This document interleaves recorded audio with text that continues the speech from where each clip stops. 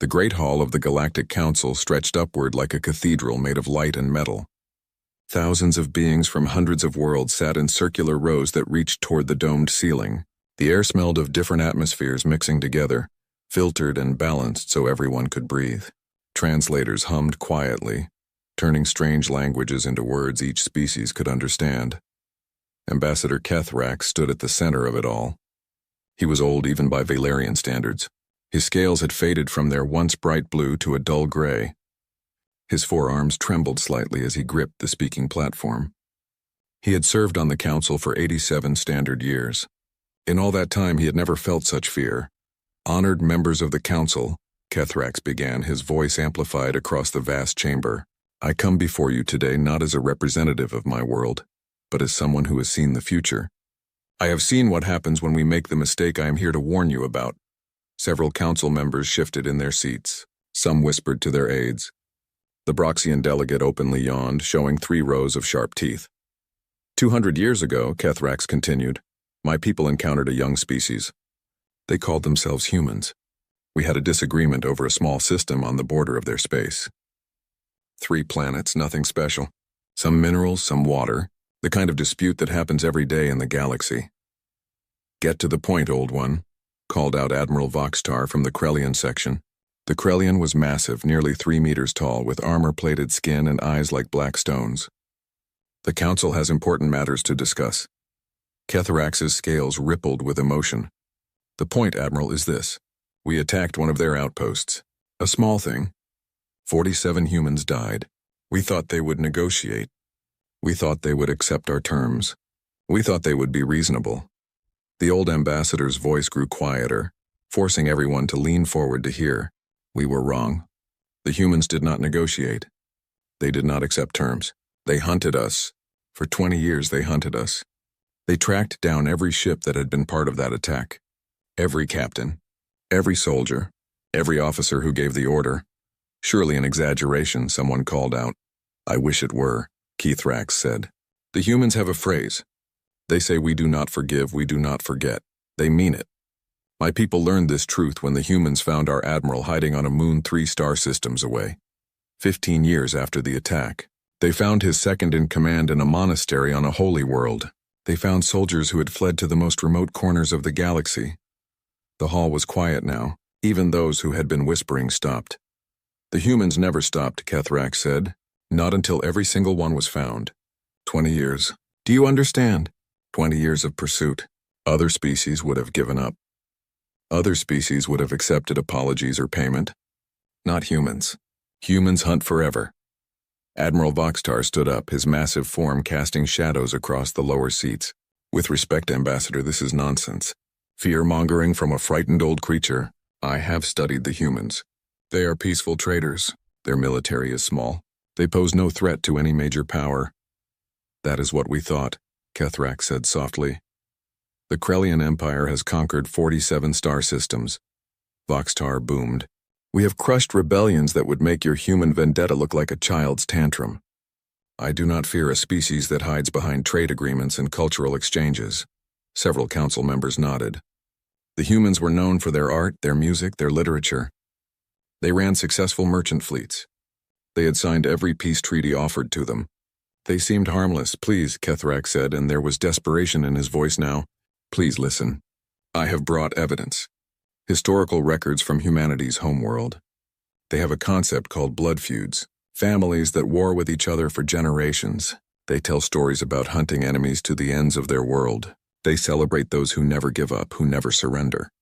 He activated a holographic display. Images appeared above the council floor. Ancient human warriors. Medieval castles under siege. Documents showing criminal trials that lasted decades. Look at this, Kethrax said, pointing to one image. This human was a war criminal on their own world. His people hunted him for 50 years. 50 years. They found him when he was an old man, hiding in another country under a false name.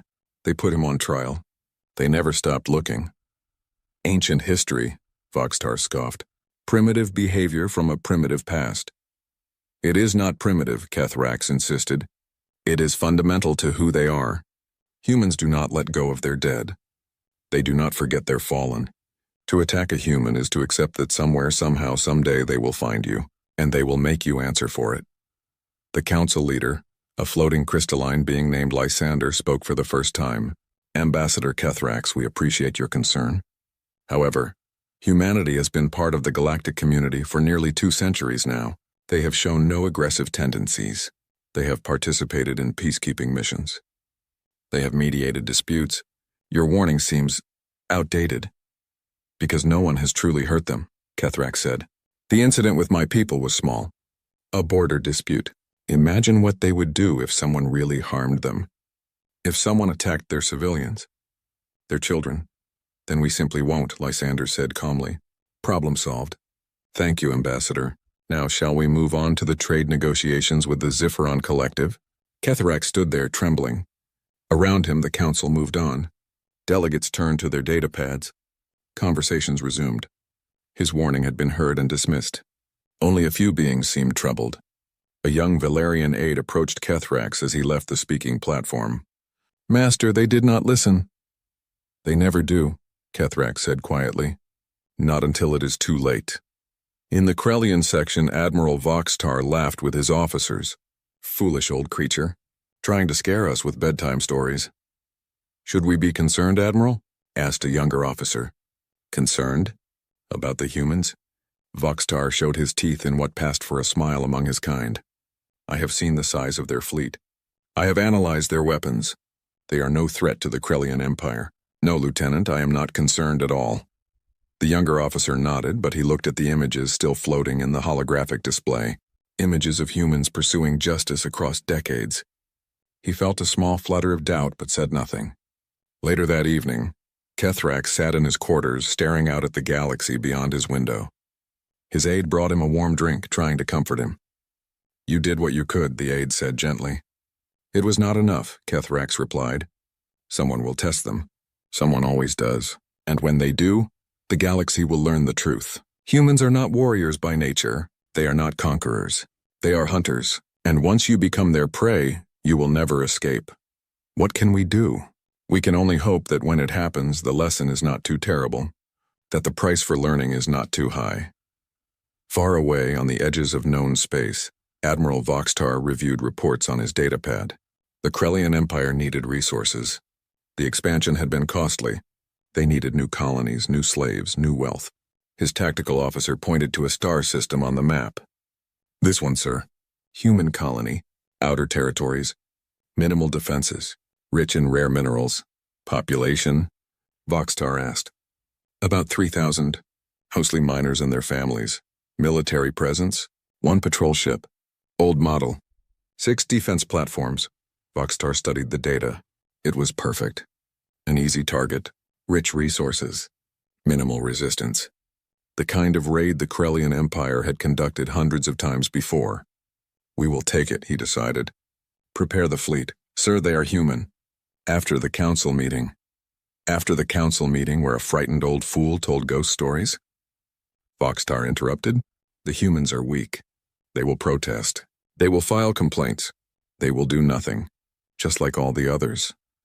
The tactical officer hesitated, then nodded. Yes, Admiral. When do we strike? Soon, Voxtar said, studying the colony on the map. It was called New Harmony. A peaceful name for a peaceful people. Very soon.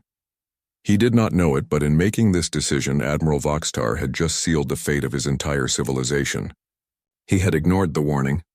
He had dismissed the danger. He had made the one mistake that the galaxy would remember for centuries to come. He had decided to attack the humans. In his quarters, Ambassador Kethrax woke suddenly from a dream. Or perhaps a vision. He saw fire in space. He saw worlds burning. He saw a species learning the hardest lesson in the galaxy, that some beings once provoked will never stop hunting you. He tried to go back to sleep, but could not. The future was coming, and there was nothing he could do to stop it. The warning had been given. The warning had been ignored. Now the galaxy would pay the price for not listening. The sun was rising over New Harmony when the alarms began to scream. Maya Chen was eating breakfast with her parents when the windows started rattling. Her father jumped up from the table, his face going pale as he looked at his communication device. Get to the shelter, he said quietly. Now. Dad, what? Maya began, but her mother was already pulling her toward the door. Outside, the sky was full of shapes. Massive ships, dark and angular, dropping through the atmosphere like falling mountains. The defense platforms in orbit were already firing, tiny flashes of light against the dawn sky. But there were too many ships. Far too many. New Harmony was a mining colony, home to 3,000 people who had come to the outer edges of human space looking for a better life. They had built schools and parks. They had farms under biodomes. They had children who played in the streets. They thought they were safe so far from the troubles of the galaxy. They were wrong. The first missiles hit the north sector at exactly 0647 local time. Maya felt the ground shake as explosions bloomed orange and red across the settlement. The single human patrol ship in orbit, the Defiant, fought bravely but was outnumbered 20-1. Its crew sent out one final message before their ship broke apart. New Harmony under attack. Unknown hostile force. Send help. Then their signal went dead. Maya and her family reached the underground shelter along with hundreds of others. The shelter was meant to protect against accidents or meteor strikes, not military attacks. The walls shook as explosions walked across the colony above them. Children cried. Adults tried to stay calm, but Maya could see the fear in their eyes. "It will be okay," her mother whispered, holding Maya close. "The defense force will stop them." But Maya's father said nothing. He had been a soldier once before coming to New Harmony. He knew what was happening above them. His jaw was tight, his hands clenched into fists. The Krellian ground forces landed 3 hours after the first strike. They were efficient and brutal. They had done this before on dozens of worlds. They knew how to break resistance quickly.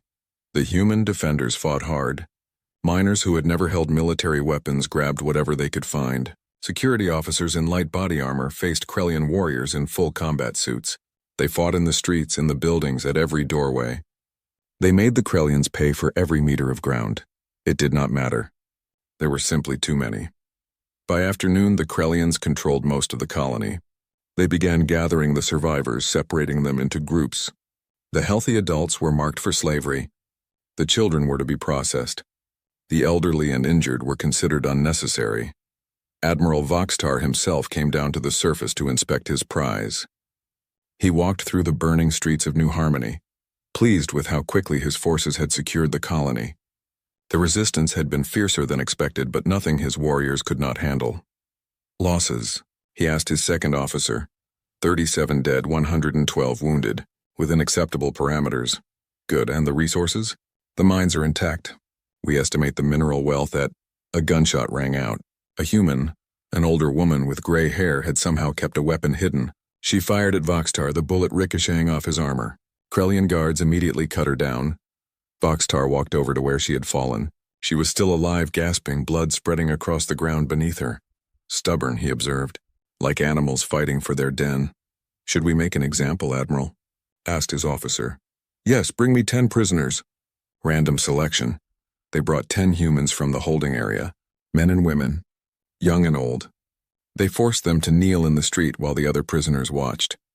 Maya's father was among them.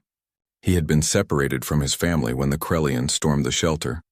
Maya and her mother were still below ground, not knowing what was happening above. "This is what happens when you resist the Krellian Empire," Voxtar announced, his voice amplified so all could hear.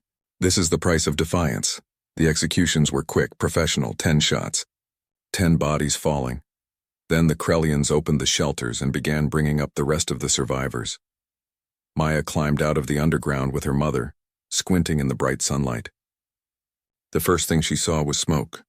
The colony was burning. The second thing she saw was bodies in the street. The third thing she saw was her father lying among them. Her mother screamed. She tried to run to him, but Krellian guards held her back. Maya stood frozen, unable to process what she was seeing. Her father, who had made her breakfast that morning. Her father, who had taught her to identify minerals. Her father, who had promised everything would be okay. He was gone. "Move along," a Krellian soldier growled, pushing them toward the processing area. The final count was 3,047 colonists at the start of the attack. By evening, there were 2,983 dead. 512 were taken as slaves, loaded onto Krellian transport ships. 52 managed to hide or escape into the wilderness beyond the colony. Maya and her mother were among those taken. They were herded onto ships like cargo. The Krellians were not cruel for the sake of cruelty, but they were not kind either. The prisoners were simply resources to be processed and transported.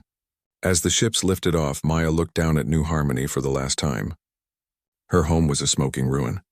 Bodies lay in the streets. Everything she had known was destroyed.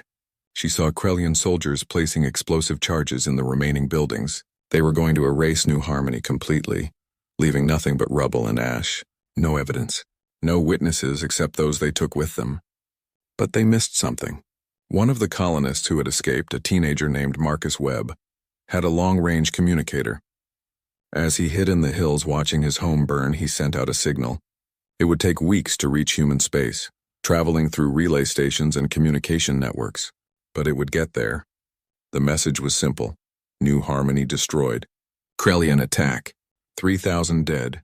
Admiral Voxtar stood on the bridge of his flagship as they entered faster-than-light travel, leaving the New Harmony system behind. The raid had been a complete success. They had the minerals they came for. They had new slaves. The cost had been minimal. "Send a report to the Empire," he ordered. Another successful acquisition of resources. Minimal resistance encountered and neutralized. His officers congratulated each other. This was what the Krellian Empire did best. They took what they wanted from the weak. They had done it hundreds of times before. They would do it hundreds of times again. "Any pursuit expected?" asked the tactical officer. Voxtar laughed. "From the humans. They will file a complaint with the Galactic Council. They will demand an investigation. They will do nothing of consequence. They never do." But 3 weeks later, when Marcus Webb's message reached human space, Voxtar's certainty began to crumble. The message arrived at a relay station in the outer colonies. The station operator, a woman named Lieutenant Sarah Chen, read the message 3 times before she believed what she was seeing. Then she forwarded it through every priority channel available. New Harmony destroyed. Krellian attack. 3,000 dead. The message reached Earth 12 hours later. It arrived at military headquarters at 300 local time. Duty officers woke the Chief of Defense. He read the message once, then immediately contacted the President. By dawn, every human in the Sol system knew what had happened. The news spread like fire through dry grass. New Harmony. 3,000 dead. Families murdered. Children killed. Colonists who had been trying to build a new life, snuffed out by an alien empire that saw them as nothing more than obstacles to resources. The reaction was not what the galaxy expected. There were no protests in the streets. No angry speeches. No demands for council intervention. Instead, humanity went quiet. Across every human world, people stopped what they were doing. They watched the news in silence. They listened to the names of the dead being read out. They saw the images Marcus Webb had managed to send before his communicator died. Images of burning buildings, of bodies in streets, of Krellian ships departing with their cargo of slaves. Maya Chen, her mother, and 500 others were being transported to a Krellian slave processing facility. They did not know that their names had been recorded. They did not know that every human who had been taken was being documented, catalogued, remembered. They did not know that across human space something was changing. The Terran Federation government held an emergency session. Every representative attended. Every military officer was called in. For 6 hours they debated and discussed behind closed doors. When they emerged, they issued a single statement. Remember New Harmony. Remember them all. That was all. No threats. No demands. Just those 2 sentences. But across human space, the response was immediate.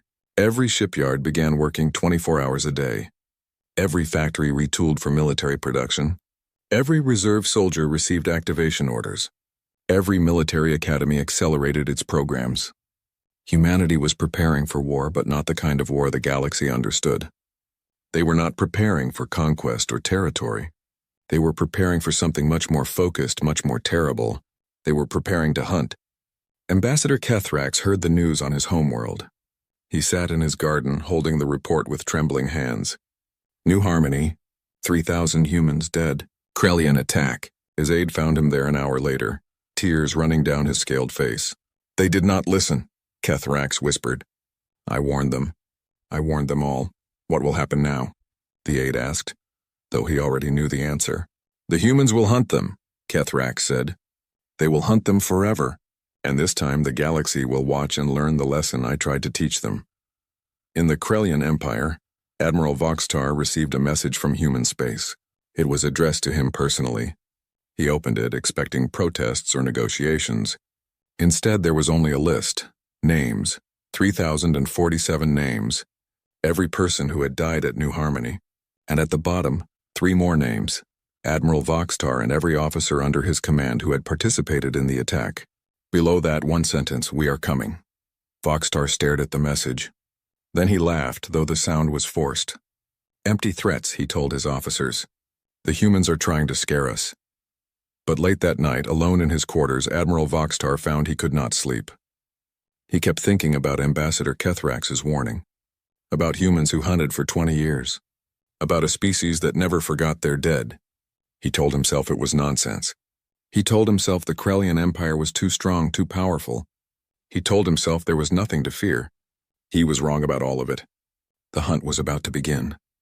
18 months after the destruction of New Harmony, the Krellian Empire received its first real taste of human vengeance.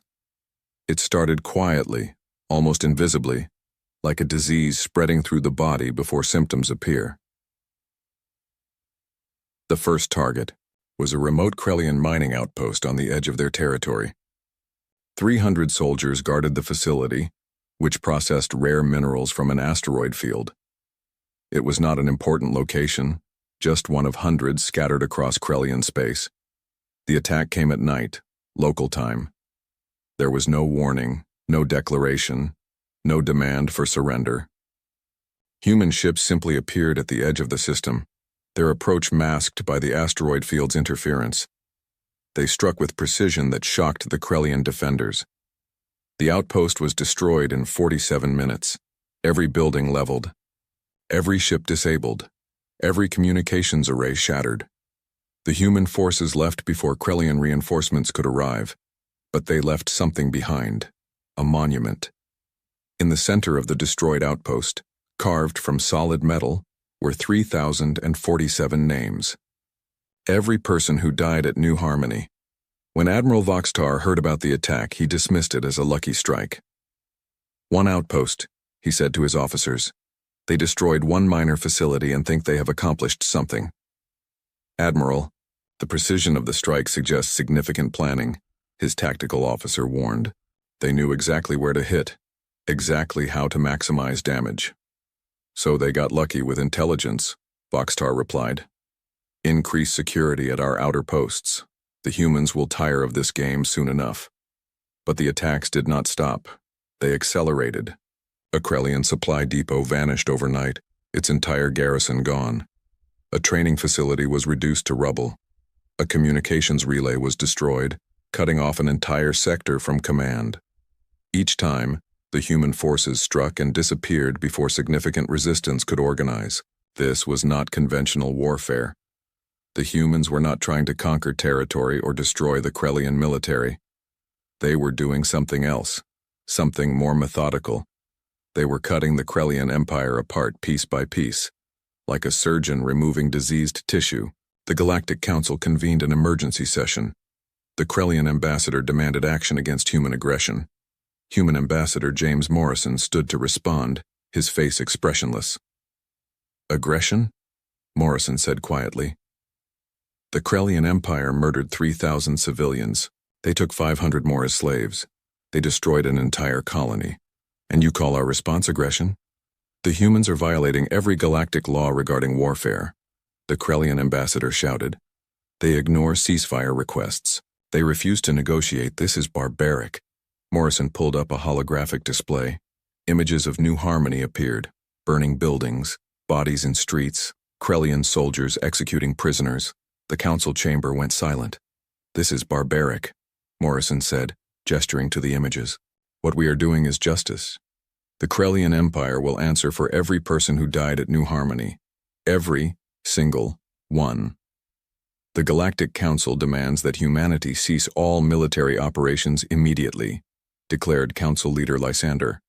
"You must come to the negotiating table. This vendetta cannot continue." "It will continue," Morrison said simply. It will continue until every person responsible for New Harmony has been brought to justice. You can demand whatever you like. We will not stop." He turned to leave, then paused. "Oh, and one more thing. Any species that provides aid or shelter to those we are hunting will be considered hostile. Choose your friends carefully." The council erupted in outrage after Morrison left, but their anger meant nothing. Humanity had withdrawn from all galactic institutions. They had stopped trading with species that protested their actions. They had made it clear that they were fighting this war alone, and they did not care what the galaxy thought about it. Ambassador Kethrax watched from his seat, saying nothing. He had tried to warn them. Now they were learning. The human strategy became clearer over the following months. They were not just destroying military targets. They were hunting specific individuals. Every soldier, every officer, every person who had been at New Harmony was marked. Humanity had compiled a list, and they were working through it with terrifying efficiency. Krellian soldiers who had participated in the raid found themselves hunted wherever they went. Human intelligence was everywhere. Operatives infiltrated Krellian worlds, gathering information, tracking targets. When they found someone on the list, human special forces teams would strike. A Krellian captain who had commanded ground forces at New Harmony was found on a busy city world, shopping in a market. He was surrounded by thousands of civilians, believing himself safe in the crowd. Human operatives stunned him with a dart, dragged him into an alley, and disappeared with their prisoner before security forces even realized something had happened. A lieutenant who had overseen the executions was pulled from his home in the middle of the night. His family woke to find him gone, with only a note left behind. New Harmony remembers. The Krellian Empire tried to protect their people. They moved soldiers to secure facilities. They provided bodyguards. They relocated families to hidden worlds. Nothing worked. The humans always found them. One captured Krellian soldier, facing trial for war crimes, was asked how the humans kept finding their targets. He laughed, a bitter sound. "You do not understand. They have been preparing for this since New Harmony. They have spent 18 months doing nothing but hunt us. They have no other priority, no other goal. How do you hide from someone who will search forever?" Voxtar watched his command structure collapse around him. Officers who had served under him for decades were disappearing. Some were captured, some simply vanished, never to be seen again. The psychological effect on his remaining forces was devastating. "They cannot keep this up," he insisted to his remaining officers. "Eventually their economy will collapse. Their people will tire of war. They must stop sometime." But deep down, he knew the truth. Kethrax had been right. The humans would never stop. The Krellian Emperor called Voxtar to the homeworld. The massive throne room was filled with military leaders and government officials. Everyone looked worried. The war was not going as anyone expected. "Admiral, your actions have brought disaster upon the Empire," the Emperor said coldly. "The humans are tearing us apart. Our economy is in ruins. Our people live in fear. Allies are abandoning us. All because you attacked one insignificant colony." "Your Majesty, I only did what the Empire has always done," Voxtar protested. "We took resources from a weaker species. We have done this hundreds of times, with species that were reasonable," the Emperor roared. "With species that would accept compensation or negotiate peace. Not with humans. Never with humans.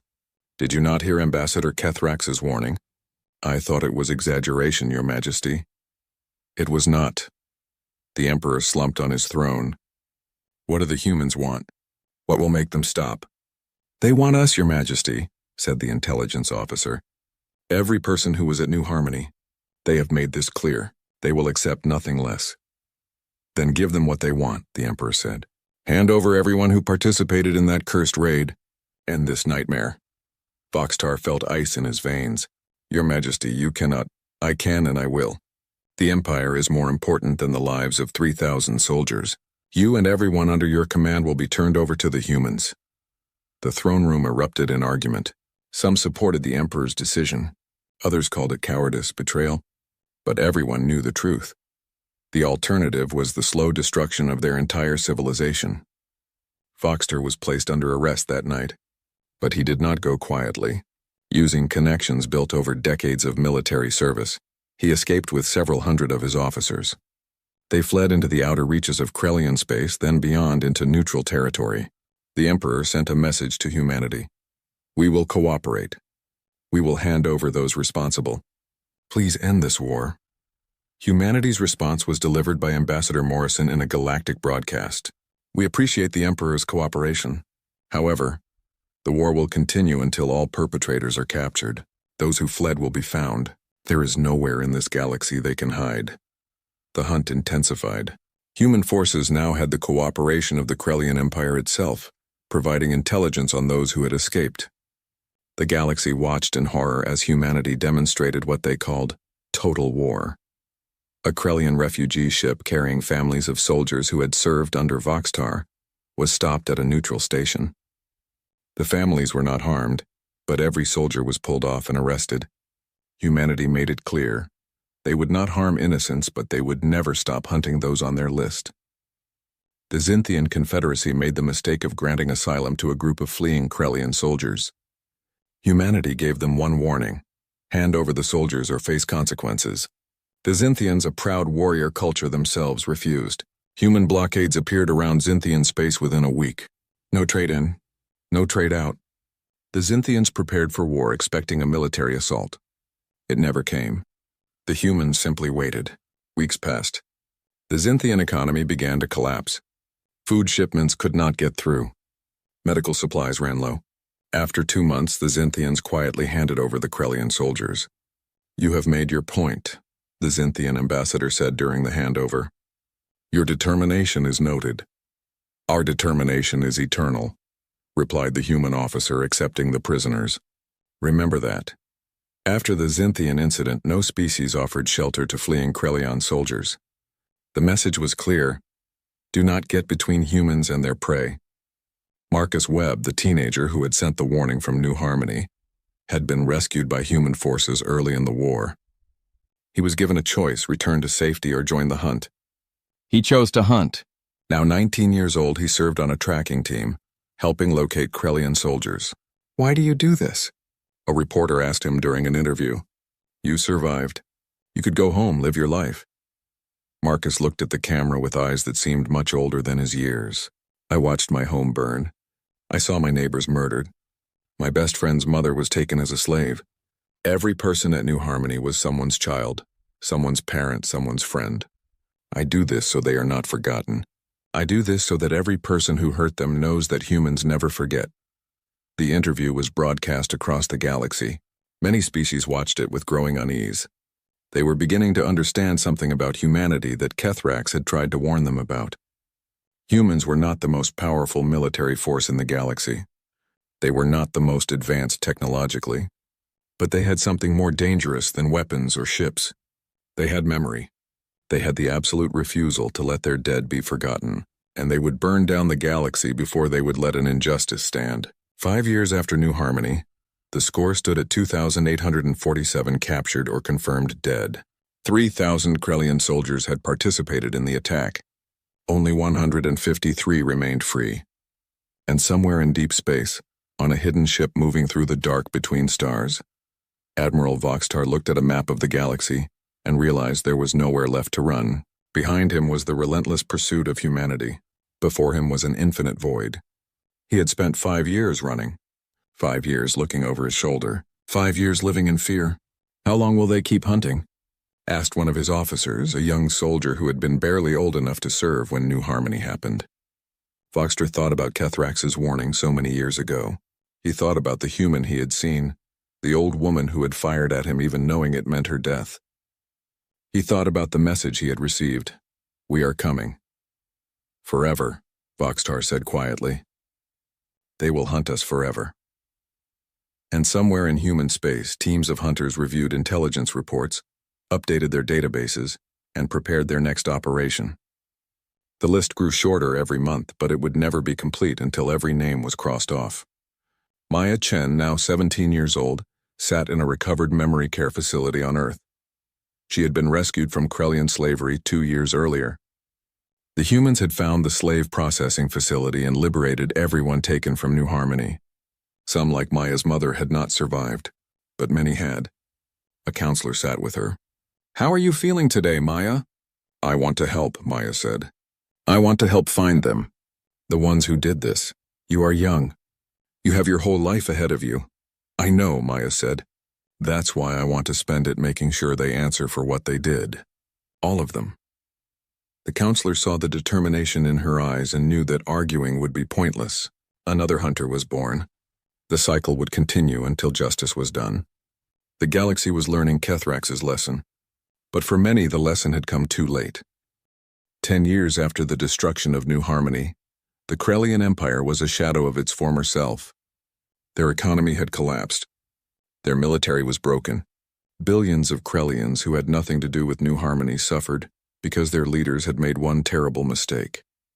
The great cities of the Krellian homeworld, once gleaming monuments to imperial power, now struggled with poverty and despair. Trade had stopped. Allies had abandoned them. The proud warrior culture that had conquered 47 star systems was reduced to begging for aid from the very council they had once dominated. And still, the humans hunted. Admiral Voxtar had been running for a decade. He had hidden on 17 different worlds. He had changed his appearance with surgery. He had used false identities and forged documents. None of it mattered.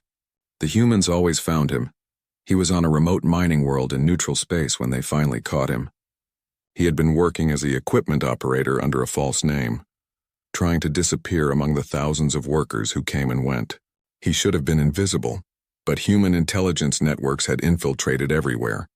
A worker noticed something odd about the way Voxtar moved, the military precision in his actions even when trying to hide. The worker reported it. Human agents investigated.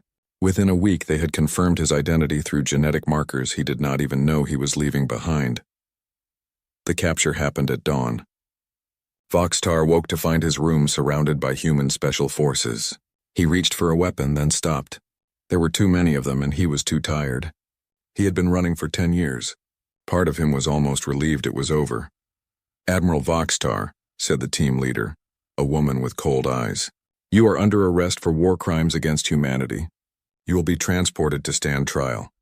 "Just kill me here," Voxtar said. "We both know how this ends." "No," the woman replied. "The families of New Harmony deserve to see you answer for what you did. The galaxy deserves to see justice served. You do not get the mercy of a quick death." They transported him to Earth in a secure ship. The journey took 2 weeks.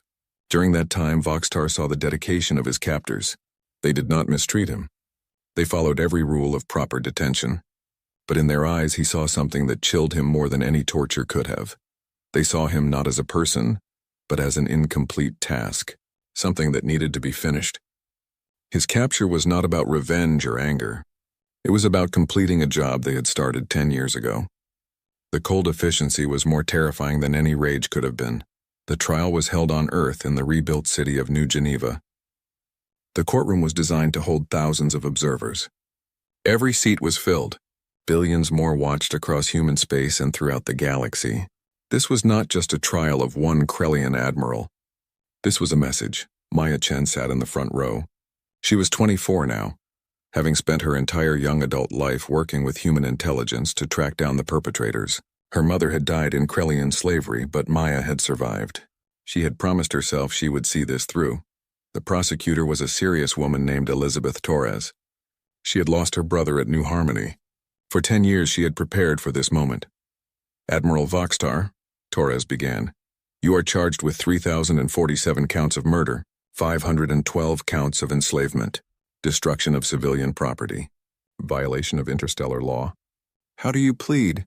Voxtar stood in the defendant's area, surrounded by force fields. He looked at the faces watching him. Humans, all of them. He saw the relatives of the dead. He saw the survivors. He saw the hunters who had chased him across the galaxy. "I was following orders," he said. "I was serving my empire." "That is not a plea," the judge said coldly. "Guilty or not guilty?" "What does it matter?" Voxtar replied. "You have already decided. This trial is just theater." "No," Torres said, stepping forward. "This trial is justice, something you denied to the people of New Harmony. They did not get to plead their case. They did not get to defend themselves. They were murdered without trial, without mercy, without reason. You will receive the justice you denied them. The trial lasted 6 weeks. The prosecution presented evidence of everything that happened at New Harmony. They showed footage from the attack. They played recordings of the victims. They brought survivor after survivor to testify about what they had endured. Marcus Webb, now 27, took the stand. I watched from the hills as they destroyed my home, he said. I saw them murder my neighbors. I was 15 years old, hiding behind rocks, unable to help. I have spent 12 years of my life making sure everyone responsible is found. Admiral Voxtar gave the orders. He watched the executions. He called us animals. Well, Admiral, animals do not hunt across the galaxy for 12 years. Animals do not build civilizations. Animals do not remember their dead. We are not animals. We are humans, and we never forget. The courtroom was silent after his testimony. The defense tried to argue that Voxtar was following Krellian military doctrine, that the raid was a standard operation, that he could not have known the humans would react so strongly. Ignorance is not an excuse, Torres countered. Ambassador Kethrax warned the galaxy about what would happen if anyone attacked humans. The warning was given before the attack on New Harmony. Admiral Voxtar chose to ignore that warning. He chose to attack civilians. He chose to murder innocents. Those were his choices. Now he must face the consequences.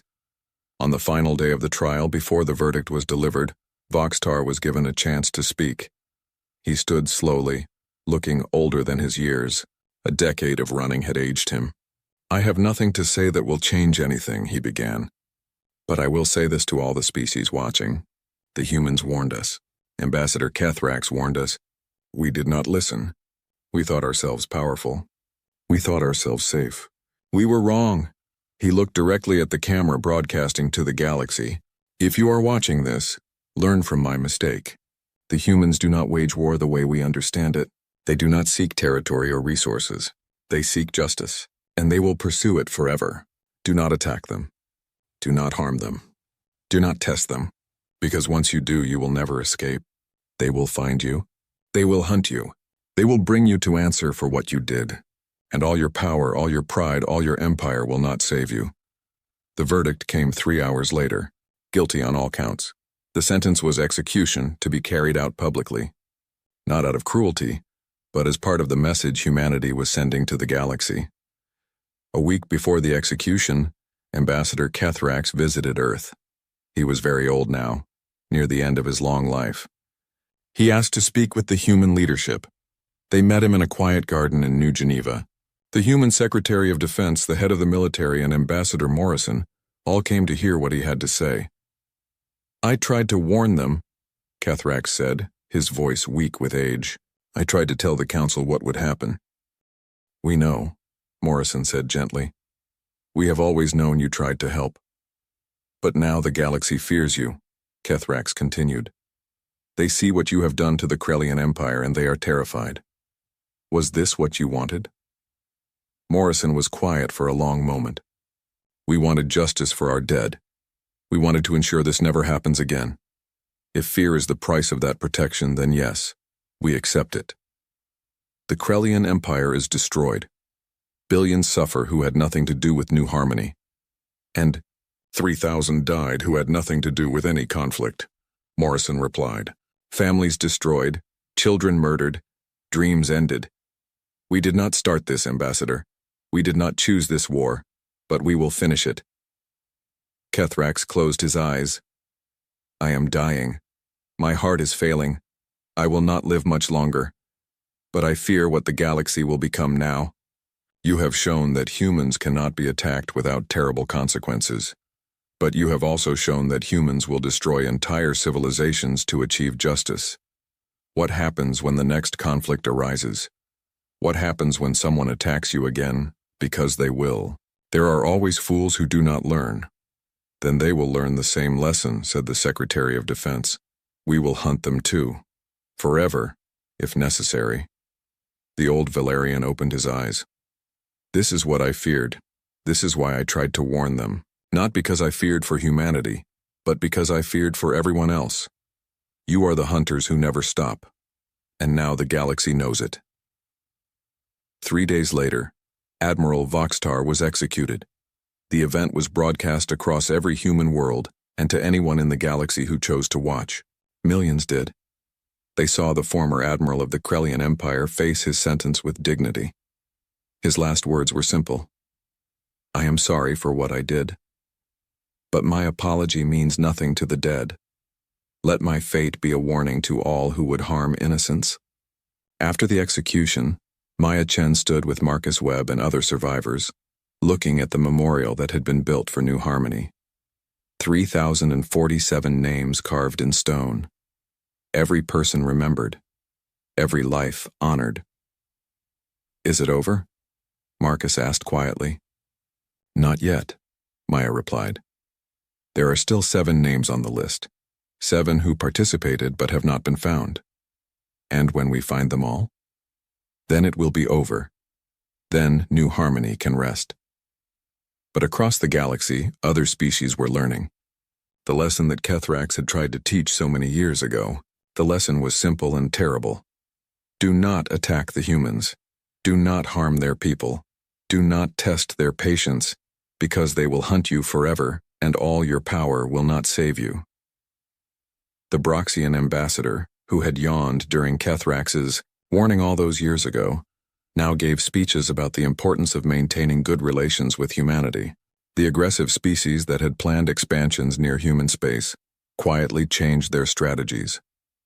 Military academies across the galaxy began teaching about New Harmony as a case study in what not to do. Ambassador Kethrax died 6 months after the execution, peacefully in his sleep. His last thoughts were of the warning he had given, of the price the galaxy had paid for not listening, and of the future that would be shaped by humanity's refusal to forget their dead. His final words, spoken to his aide who sat with him at the end, were these: "I tried to tell them. I tried to warn them. But sometimes the hardest lessons are the ones that must be learned through pain.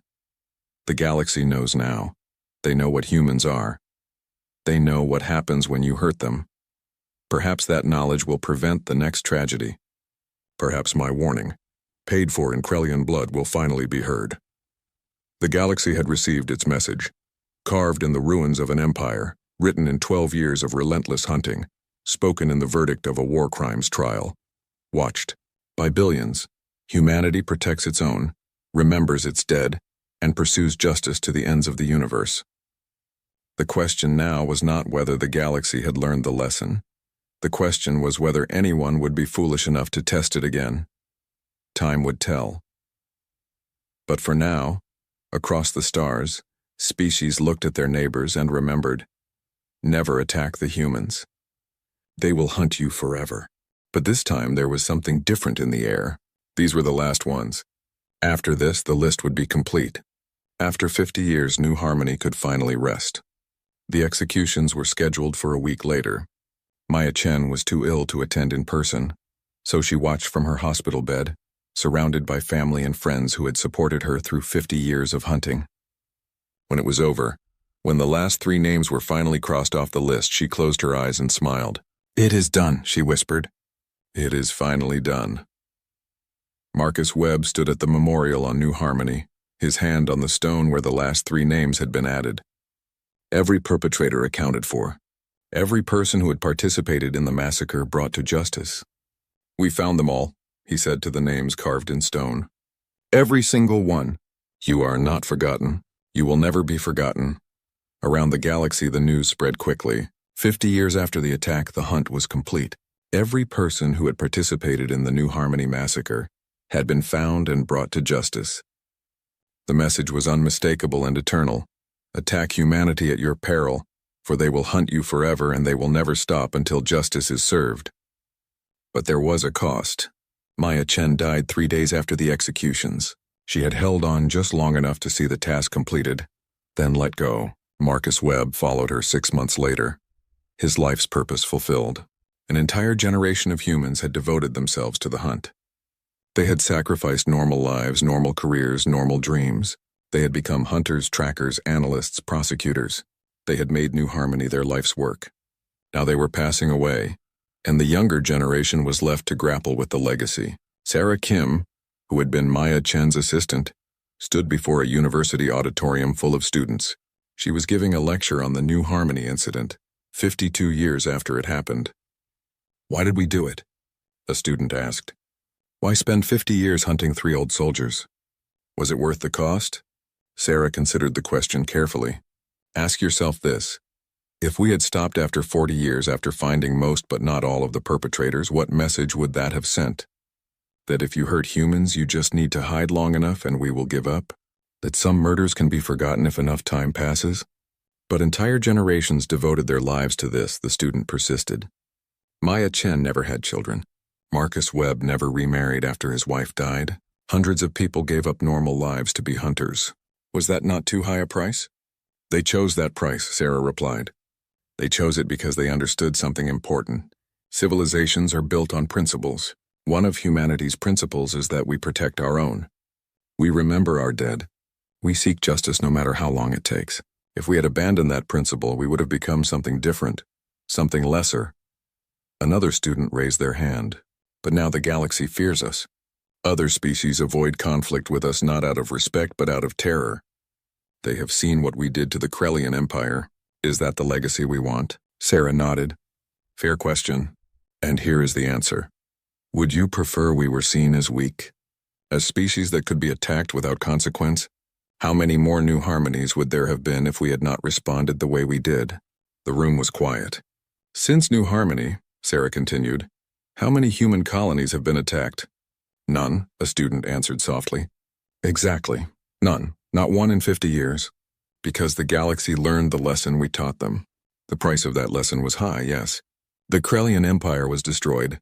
Billions suffered who were not directly responsible for New Harmony.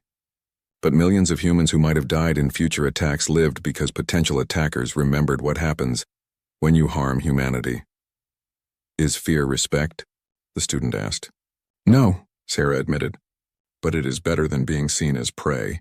And over time, fear can become respect if we are fair, if we are just, if we only use our power to defend ourselves and never to oppress others." That is the challenge for your generation. To take the legacy of New Harmony and transform it from a story of vengeance into a story of justice. Years passed. A century after New Harmony, the incident had become history. The survivors were all gone. The hunters had passed away. New generations of humans grew up knowing the story but not feeling the pain. The rebuilt colony of New Harmony thrived, home now to 50,000 people. The memorial stood at its heart. 3,047 names that would never be forgotten. Schools brought children there to learn. Historians studied it. Artists created works inspired by it. And across the galaxy, every species taught their young about the humans and the lesson of New Harmony. They taught it differently depending on their perspective. Some focused on the justice of the hunt. Some focused on the cost of the vengeance. Some focused on the warning that was ignored.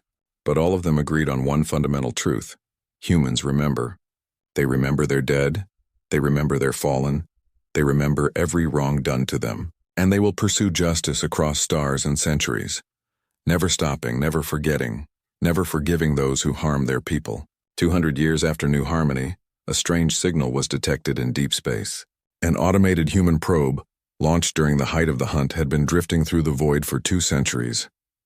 It had been programmed with the genetic markers of the 3 Krellians who had hidden for 50 years.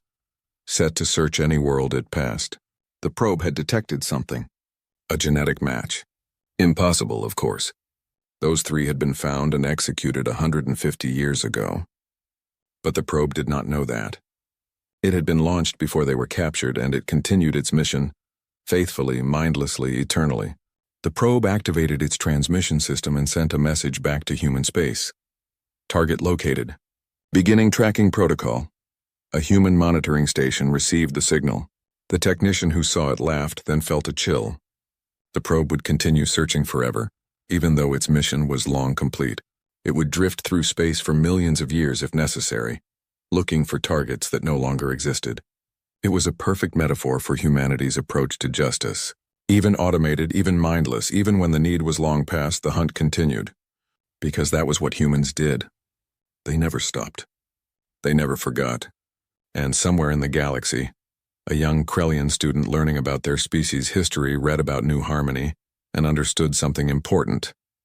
His ancestors had tested humanity and destroyed an empire in the process. The ruins of that empire still existed, a permanent reminder of what happened when someone made the mistake of attacking humans. The warning that Ambassador Kethrax had tried to give so many centuries ago was finally, truly heard, not because people wanted to hear it, but because the price of ignoring it had been paid in full. Humans do not forgive. Humans do not forget. Humans hunt forever. It was not a boast. It was not a threat. It was simply the truth, carved into the fabric of galactic history by the events of New Harmony and the 50-year hunt that followed. And in knowing that truth, the galaxy found a strange kind of peace, because everyone understood the rules now. Do not attack the humans. Do not harm their people. Do not test their patience. Do that, and humanity would be the best neighbor anyone could ask for. Fair, generous, creative, and kind. But violate that simple rule. Harm their innocence, spill their blood, and you would learn what it meant to be hunted by beings who would never ever stop. The legacy of New Harmony was not just the memory of the dead. It was the promise made to them, kept for 50 years and beyond. You will not be forgotten. Your killers will answer. Justice will be served, and that promise once made was eternal. 50 years after the attack on New Harmony, the galaxy had changed in ways both obvious and subtle. The ruins of the Krellian Empire served as a monument to what happened when someone tested humanity's patience. Young species learned about New Harmony in their history classes. Diplomats spoke carefully when dealing with human representatives. Military planners marked human space as forbidden territory for aggression, but the hunt was not over. 3 names remained on the list. 3 Krellian soldiers who had participated in the massacre and somehow managed to disappear so completely that even 50 years of searching had not found them. Maya Chen was 74 years old. Her hair was silver now, her face lined with the years, but her eyes still held the same determination they had when she was a 14-year-old girl watching her home burn. She had dedicated her entire adult life to the hunt, working with human intelligence services, analyzing leads, following trails that went cold decades ago. She sat in her office on Earth, reviewing old files for perhaps the 1,000th time. Her assistant, a young woman named Sarah Kim, who had been born years after New Harmony, brought her tea. "You should rest, Director," Sarah said gently. "You have done enough." "It is not finished," Maya replied, not looking up from her screen. 3 names. After 50 years, 3 names remain. Perhaps they are dead. Perhaps they died years ago and we just do not have confirmation. Perhaps, Maya admitted. But until we know for certain, the work continues. New Harmony deserves that much. In another part of the galaxy, Marcus Webb walked through the rebuilt colony that now stood where New Harmony once existed. At 77 years old, he moved slowly, but he still made the pilgrimage every year.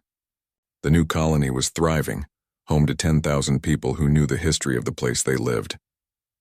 At the center of the colony stood the memorial. 3,047 names carved in imperishable stone. Visitors came from across human space to see it, to remember, to understand why humanity had spent 50 years hunting across the galaxy.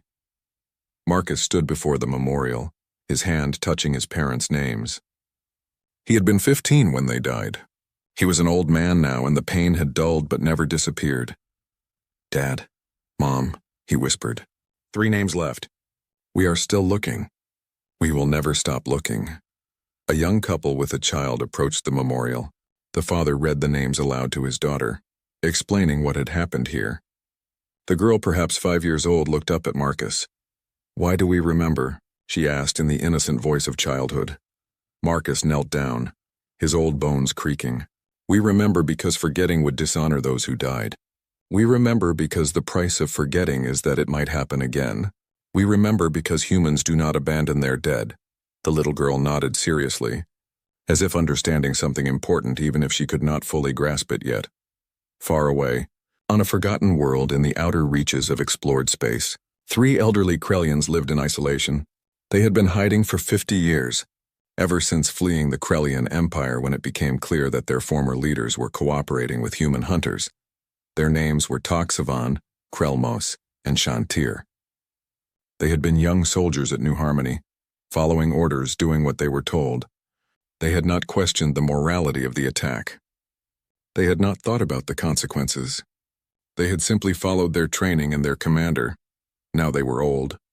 They had spent half a century looking over their shoulders, jumping at every sound, trusting no one. They had changed their identities so many times they sometimes forgot who they once were. They lived on a world with no name, barely catalogued, supporting themselves through subsistence farming. "Do you think they have stopped looking?" Krelmos asked one evening as they sat around a fire. He was the youngest of the three, though at 72 he was no longer young at all. "The humans never stop," Toxvan replied.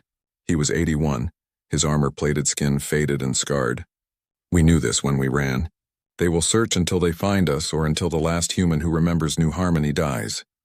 "That could be centuries," Shantir said. She was 79, her once powerful frame bent with age. "Humans pass the hunt from generation to generation. We may hide forever and still be found.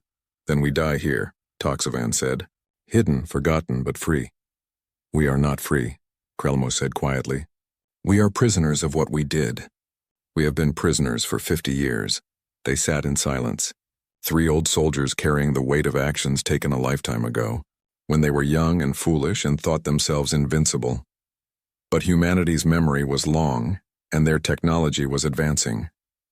New methods of data analysis, new ways of cross-referencing information, new algorithms for finding patterns in decades of intelligence gathering. What was impossible to find 20 years ago might be findable now. What was hidden 30 years ago might be revealed today. The breakthrough came from an unexpected source.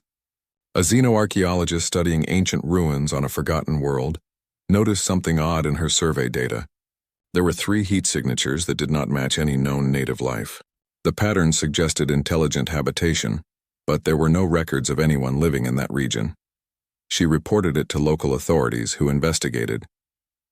They found 3 elderly Krellians living in isolation, using false identities that had somehow survived 50 years of scrutiny. When their genetic markers were analyzed and checked against databases, the match came back positive. Maya Chen was in a meeting when the alert came through. She stopped mid-sentence, reading the message on her screen. For a moment she could not breathe. "Director?" her assistant asked. "What is it?" "They found them," Maya whispered. "All 3. They are alive." The room erupted. People who had worked on the New Harmony case for decades suddenly had confirmation that their years of effort had not been in vain. The hunt was finally, truly coming to an end. Marcus Webb was sitting in his garden when he got the call. He listened in silence as Maya explained that the last 3 names had been found. When she finished, he simply said, "Thank you," and ended the call. Then he sat in his garden and wept. 50 years. 50 years of carrying the weight of the unfinished task, and now finally it would be complete. The capture operation was handled by a special team of human agents, many of whom had spent their entire careers working on New Harmony cases. They traveled to the unnamed world and found the 3 Krellians in their simple home. Toxavan saw them coming. He could have fought. He could have tried to run. Instead, he walked out to meet them, his hands raised.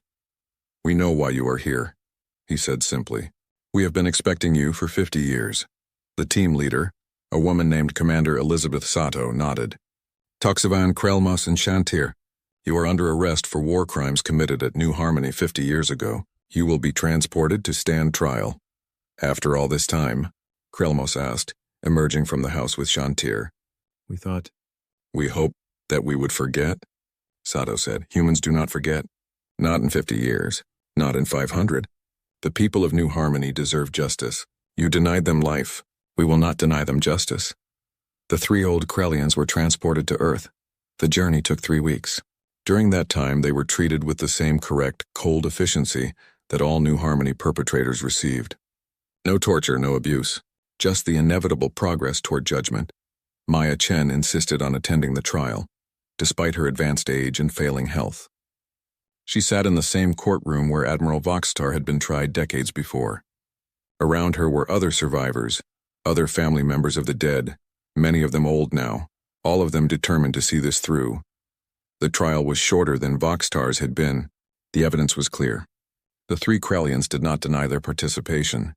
They sat in the defendant's area and listened as prosecutors detailed their actions at New Harmony. I was 22. Toxavon said when given a chance to speak. I did not think about what we were doing. I just followed orders. I saw humans die and I felt nothing. They were just targets, just obstacles. I did not understand what we had done until later, when I saw what humanity became in response. Then I understood. Then I ran. And you hid for 50 years, the prosecutor said, while the families of your victims lived with their pain, while survivors rebuilt their lives around the hole you created, while humanity spent half a century hunting for you. Yes, Toxavon said simply, I am not asking for mercy. I know there is none. I just want the galaxy to know that what we did at New Harmony was evil. I know that now. I knew it then if I had been honest with myself. We were not soldiers that day. We were murderers. And I have spent 50 years paying for that truth. The verdict came quickly. Guilty on all counts. The sentence was the same as it had been for every other New Harmony perpetrator. Execution. The sky was not blue anymore. It had not been blue for many years. Instead, it hung over the land like a dirty blanket, gray and heavy with poison. Below this sad sky, the last humans of Earth lived in large glass domes. These were the final, safe places where trees could grow and water could fall clean from pipes. Commander James Walker stood at the edge of Dome 7, looking out through the thick glass. Outside, the land was brown and dead. Storms of dust moved across what used to be farmland. He placed his hand on the glass, feeling the barrier between life and death. Commander, the council is waiting, said a voice behind him. James turned, to face his second-in-command, Tom. The younger man looked tired, with dark circles under his eyes. Everyone looked tired these days. Tell them I'm coming, James said, taking one last look at the dead world. Has there been any change in the signal? Tom shook his head. No, sir. The objects are still approaching Earth. They will arrive in 3 days. James nodded and followed Tom through the dome's intersections. Around them, people moved with purpose, carrying food or tools. Children played in small gardens where every plant was precious. This was humanity now, just under 5 million people spread across 12 domes worldwide. The Global Defense Force headquarters sat at the center of Dome 7. It was a plain building of metal and concrete, built for use, not beauty. Inside, the World Council had gathered in the main meeting room. Commander Walker, thank you for joining us, said President Laura, the head of the council. She was an older woman with gray hair cut short and eyes that had seen too much suffering. We need to decide how to respond to these visitors. James took his seat at the table. On the large screen at the front of the room, images from space telescopes showed the approaching ships. There were 7 of them, massive and strange in design. They say they come in peace, said Dr. Allen, the head scientist. He played the message that had been repeating for days. A strange voice spoke in perfect English. People of Earth, we come in peace. We have observed your struggle.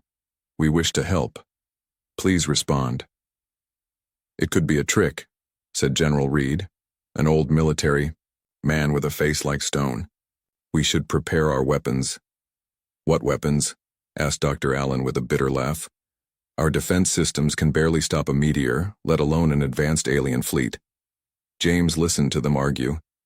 His mind went back 20 years, to the water, wars when the last of the clean rivers were fought over. He had lost his wife and daughter in those wars. Since then, trust had become a luxury he could not afford. Commander Walker, what do you think? President Laura asked, bringing James back to the present. James looked at the images of the ships again. If they wanted to destroy us, they could have done it from far away. They have technology far beyond ours, but I don't trust anyone who comes with big promises. We don't have much choice, said a council member named Maria. Look at our situation. Earth is dying. The outside air is toxic. Our food production barely keeps everyone alive. If there's even a small chance they can help, we must take it. James knew she was right. The domes were failing. The air filters needed materials they could no longer mine. In 50 years, maybe, less humans would be gone from Earth. I suggest we respond with caution, James said finally. We tell them they can approach, but only one ship. The rest must stay in high orbit. And we meet them in the neutral zone outside Dome 7, not inside our home, the council voted. Most agreed with James's plan, though General Reed and his supporters voted against any contact. After the meeting, James went to the communications center. There, specialists prepared the message to the aliens who called themselves the Visitors. "This is humanity speaking," the message began.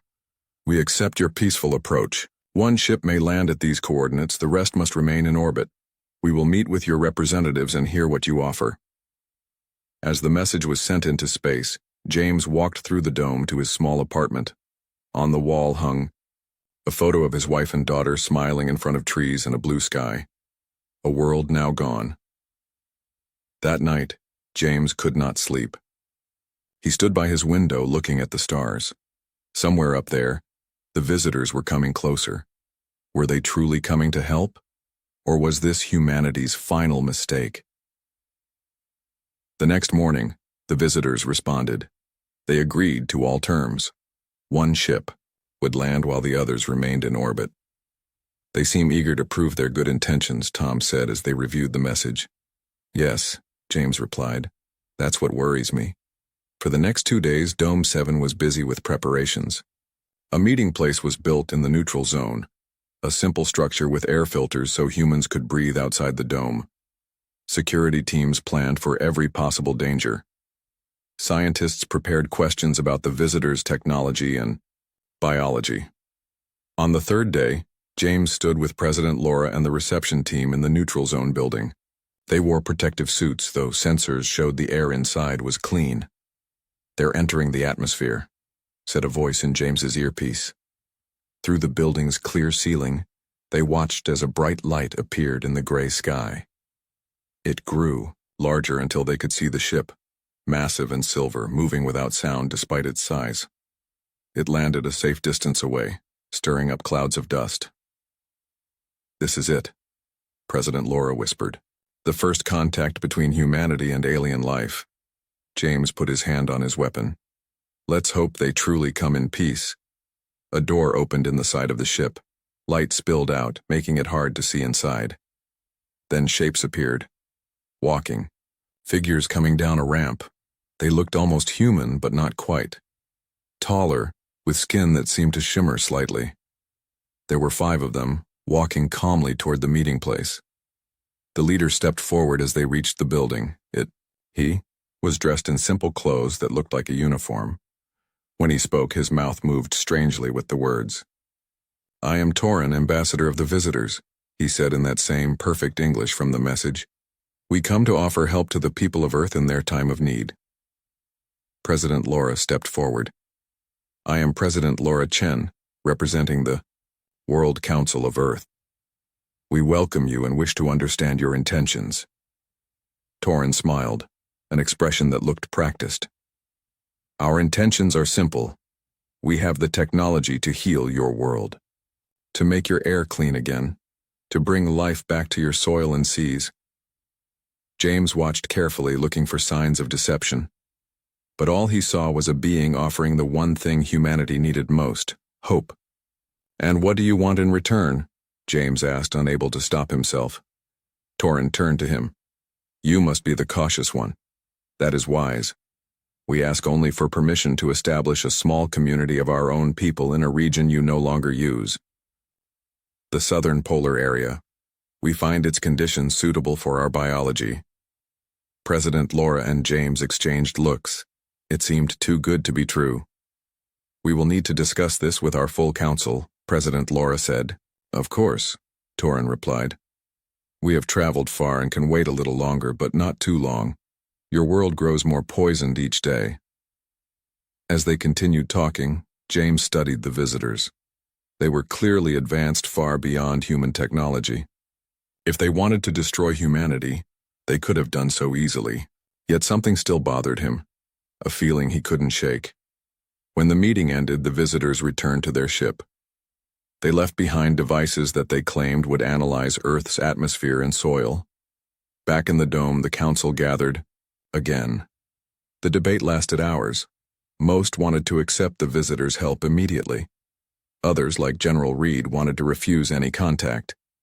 "We know nothing about them," the general argued. "Their technology could just as easily destroy us as save us." In the end, President Laura called for a vote. The result was clear. Earth would accept the visitors' offer of help. As James left the council room, he made a private decision. He would work with these visitors. He would welcome their help. But he would also watch them closely. Because Earth could not afford another mistake, not when these were humanity's final breaths. 1 week after the first meeting, the visitors had set up what they called a demonstration site outside Dome 7. James stood at the edge of a newly built platform, watching as Torin and 3 other visitors worked with strange machines. The devices hummed with energy, sending pulses into the dead soil. "This small area will show you what we can do for your entire planet," Torin explained. His English had become more natural sounding over the past days. "The process takes time, but you will see results soon." Next to James stood Mark Wilson, the military advisor who had replaced General Reed after the old man suffered a heart attack. Mark was younger than James, but just as suspicious. "I don't like it," Mark whispered. "They won't explain how their technology works." "They say we wouldn't understand it," James replied. "They might be right." Beyond the platform, a team of Earth scientists in protective suits took readings.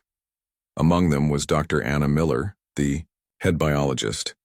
She had been working closely with the visitors, learning what she could. "The air quality is already improving in this test area," she called out, checking her instruments. "Toxin levels are down by 12%. Torin smiled. "By tomorrow it will be 30%. In 1 week, you will be able to breathe here." Without protection, James watched as one of the visitors placed small seed-like objects into the soil. They glowed briefly before sinking into the ground. "What are those?" James asked. "Special organisms," Torin said. "They consume the poisons in your soil and convert them to nutrients. They will spread slowly, cleaning as they go." That evening, James met with President Laura and the council in a private meeting room. Anna was there too, presenting her findings. "Their technology is incredible," she said, showing images on the screen. "The organisms they've planted are like nothing on Earth. They're already breaking down chemicals we thought would take centuries to remove." "Can we trust this process?" President Laura asked. "Could these organisms harm us?" Anna shook her head. "We've run every test we can. They only target specific toxins. They ignore healthy cells completely." Mark spoke up. "But what about their request for Antarctica? Why there specifically?" "They say the cold conditions match their home world," Anna replied, "and it's one of the few areas where humans never built major settlements." James listened carefully. Everything the visitors said made sense. Their actions matched their words. Yet something still felt wrong. "I want to see inside their ship," he said suddenly. President Laura looked surprised. "Commander Walker, that might seem hostile." "Not if we invite them to see inside our dome as well," James replied, a gesture of trust on both sides. The next day, James made the proposal to Torin. The visitor seemed to consider it carefully. "We understand your caution," Torin said finally. "Perhaps not the entire ship, but I can show you our control center and living quarters." 2 days later, James and a small team entered the visitor ship. The interior was strange, curved walls that seemed to glow from within, and air that smelled like nothing on Earth. It was neither pleasant nor unpleasant, just alien. Torin led them through hallways where other visitors nodded respectfully. James noticed they moved with a strange grace, as if gravity affected them differently. "This is our main control area," Torin said, entering a large room filled with what looked like liquid displays. "From here, we monitor the healing process across your planet." One of the screens showed a map of Earth with colored areas spreading slowly from points around the world. Another visitor stood nearby, manipulating symbols in the air. "This is Ren, my security chief," Torin said. Ren was taller than Torin, with features that seemed sharper. When he looked at James, his eyes were intense. "You are the protector of your people," Ren said. His voice was deeper than Torin's. "As I am the protector of mine." James nodded. It seems we have similar jobs. Different worlds, same concerns, Ren replied. There was something in his tone that James understood, the weight of responsibility. The tour continued through living quarters where visitors rested on strange pod-like beds. They saw eating areas where food that looked like colored crystals was consumed. Everything was efficient, clean, and completely foreign. Later that day, James returned the favor, showing Torin and Ren through Dome 7. The visitors watched, with interest as humans went about their daily lives, growing food in indoor farms, teaching children in small schools, working to maintain the dome's systems. Your people adapt well to difficult conditions, Torin observed. We have no choice, James replied. It's adapt or die. At a small park area where trees grew under artificial light, a girl about 6 years old approached them. Before her guardian could pull her back, she held up a drawing to Torin. Is this me? Torin asked, taking the paper. It showed a tall stick figure with a smile, standing next to smaller figures labeled Us. The girl nodded. Are you really fixing our world so we can go outside? Something crossed Torin's face then, an expression James couldn't read. Yes, little one. That is our hope. That night James couldn't sleep. He stood by his window looking at the visitor ship glowing softly in the distance. Their tour had revealed nothing suspicious. The visitors seemed genuinely committed to helping Earth. A knock at his door broke his thoughts. It was Mark. Sorry to disturb you so late, Commander, Mark said. But I found something strange in the data. He showed James a tablet with energy, readings. These spikes happen every night at exactly the same time. The visitors say it's part of their ship's normal operation, but it doesn't match any pattern we've seen. James studied the readings. What do you think it means? I don't know, Mark admitted. But they're sending signals to their other ships in orbit, and those ships are sending signals toward deep space. They said they have a homeworld, James replied. They would naturally communicate with it. Yes, but why hide the pattern? Why not just tell us about regular communications? James had no answer for that. The next morning, green shoots had appeared in the demonstration area. Anna was practically dancing with excitement as she showed James. These plants are absorbing carbon dioxide at 10 times the rate of Earth plants, she explained. And look at this. She held up a device. The soil toxicity is down by 40% already. Around them, other scientists were taking samples and running tests. The air did seem clearer here, the color of the soil richer. By next week, we'll be able to expand the treatment to areas around all 12 domes, Anna continued. In 6 months, we could have breathable air in major regions. In a year, her voice broke. In a year, we could have forests again. James watched as Torin approached them. The visitor looked pleased. Your scientists learn quickly, he said. Soon they will be able to continue much of this work themselves. Will your people stay to see Earth fully healed? James asked. Torin looked at the tiny green shoots pushing through soil that had been dead for decades. Some will stay. Others will return home. But we will not abandon you before you can manage on your own. Later that day, a message came from the visitors' ships in orbit. They had begun the process of terraforming the Antarctic region for their colony. Machines were being sent down to prepare living spaces under the ice. The World Council met again to discuss these developments. Most members were overwhelmingly positive. This is more than we could have hoped for, President Laura said. A chance to save our world and make peaceful contact with another civilization. Only Mark seemed concerned. They're moving very quickly with their Antarctic base, and they're bringing down more equipment than seems necessary for a small colony. Would you prefer they move slowly in saving our planet? Asked another council member. James listened to the debate, his mind turning over every interaction with the visitors. He had come to respect Torin, even like him. He had seen nothing to suggest the aliens meant harm. Yet Mark's concerns echoed his own unease. The visitors were helping humanity, yes, but they were also establishing themselves on Earth with remarkable speed. And there were still many questions they avoided answering directly. As the meeting ended, James made a decision. He would continue working with the visitors openly, But he would also begin his own investigation into what they might not be telling humanity. Because even as Earth began to heal, James couldn't shake the feeling that the visitors had brought more than just help to his dying world. They had brought secrets. 3 months had passed since the visitors began their work. Outside Dome 7, the landscape had changed completely. Where once there was only dead brown soil, now green plants grew in thick patches. Small trees, specially designed to grow quickly, reached toward the sky.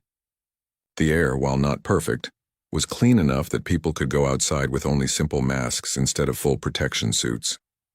James walked through what they now called the New Forest, breathing deeply. Next to him walked Wren, the visitor, security chief. Over the weeks, the two had developed an unusual friendship. "Your world heals faster than we expected," Wren said, watching a small bird land on a branch. Birds had been kept in special sanctuaries within the domes for generations. Now they were being slowly released into the growing forests. "Nature wants to live," James replied. "It just needed help." They continued walking until they reached a small stream. The water flowed clear over rocks that had been buried under toxic dust for decades. Fish swam in the deeper pools, another species being carefully reintroduced. "In my world," Wren said suddenly, "we also faced destruction, but we had no one to help us." James looked at him with surprise. This was the first time any visitor had spoken about their homeworld in detail. "What happened?" James asked. Wren's expression changed in that strange way the visitors had. "We used our resources until they were gone. The air turned bad. The water became poison." He looked at the small stream. "Just like your Earth." "How did you survive?" "We changed. We made new technology. We found ways to live differently." Renabais looked up at the sky. "And we began to travel to find new places." James absorbed this information. It explained the visitors' advanced environmental technology. They had developed it to save themselves. "Is that why you help us? Because you faced the same problems?" Wren seemed to choose his words carefully. "We help because we can, and because there is value in saving a world rather than finding a new one." Later that day, James joined President Laura and other officials for a tour of the expanded restoration zones. Anna led the group, proudly showing the progress. "We've restored nearly 10,000 square miles around the domes," she explained. "At this rate, we'll have livable conditions across most of North America by next year." The group moved to a testing station where scientists worked alongside visitors. "The most amazing part is how they've taught us to continue the process ourselves," Anna said. "We're learning to make our own restoration seeds now." "And the Antarctic colony?" President Laura asked. "How is that progressing?" One of the visitor scientists answered, "It goes well. Our living spaces are nearly complete beneath the ice. Soon we will bring more of our people down from the ships." James noticed how the visitor avoided details. It was always the same when the Antarctic base was mentioned, general answers without specifics. That evening, James met with Mark in a secure room in the Defense Force headquarters. Mark had been making regular trips to monitor the Antarctic situation. "They've built something massive down there," Mark said, showing James images taken from surveillance drones. "Much bigger than a colony for a few thousand individuals." The images showed huge structures beneath the ice, visible only through thermal imaging. Some sections appeared to be power generators of enormous size. "What do you think it is?" James asked. "I don't know," Mark admitted.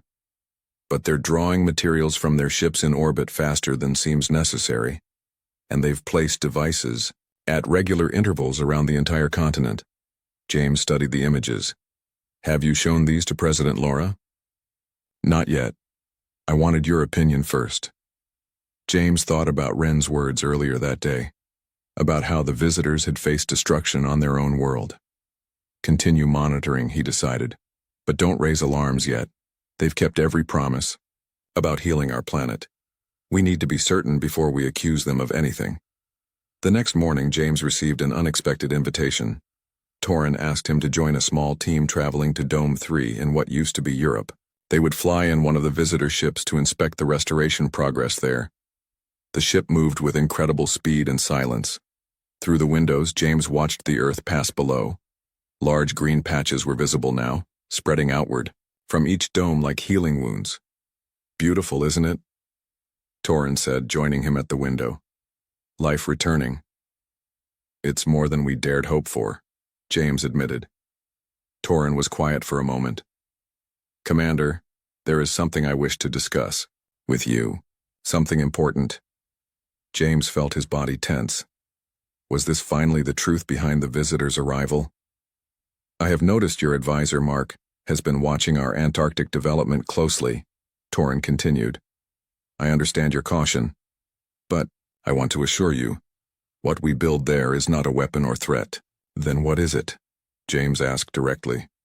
Torrin seemed to struggle with his answer. A safeguard for both our peoples. Before James could ask more questions, the ship began its descent toward Dome 3.